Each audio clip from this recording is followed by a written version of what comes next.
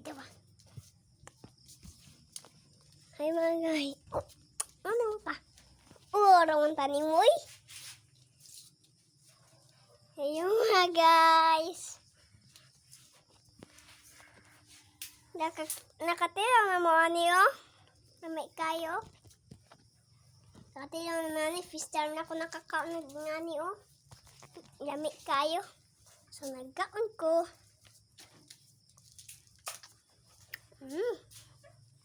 Namis kayo. Oh, katilaw ni mo niyo. Oh, yami kayo niyo. Gusto mo mukha na mga ina niyo? May ano eh. Wap mo nakatilaw nga niyo. So, datan mo diha. So, among himuon nagi.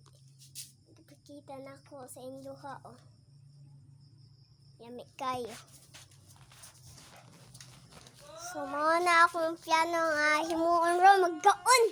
So, nagsikit naman ang tiyan ni Papa. So, di na lang kay di ba naman ko. So, di lang ko magpadayon. Tara si nanay Nabagkuan pa. Nanay. Nadara si nanay Ako na. Di naman sabay. So, ato na lang ta. Wala. Ikuha ni Popo. Bugoy, maluin tam sa bugoy. Kaon. Ang tawag ani bunganon.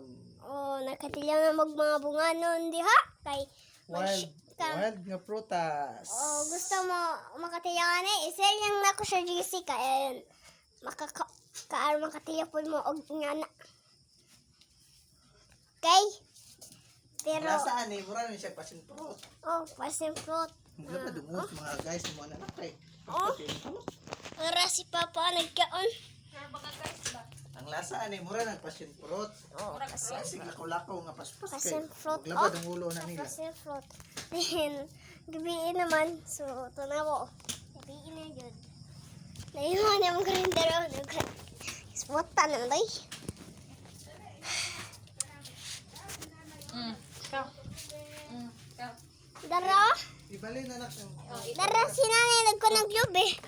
Puno tong lube. Ara makita nanay. Dara si nanay yung nagkunag-lube.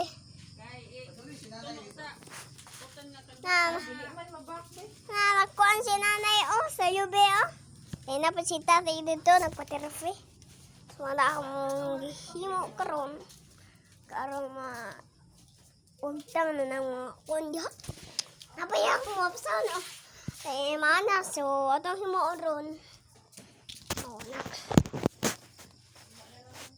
Wala itong himoron nga desisyon ka para makapahoy. Ana si titay na. Dara. Kung na si tita kay gabiin naman, mga tug naman. So, mga namang gihimoron. Tagalogin mo. Hoy!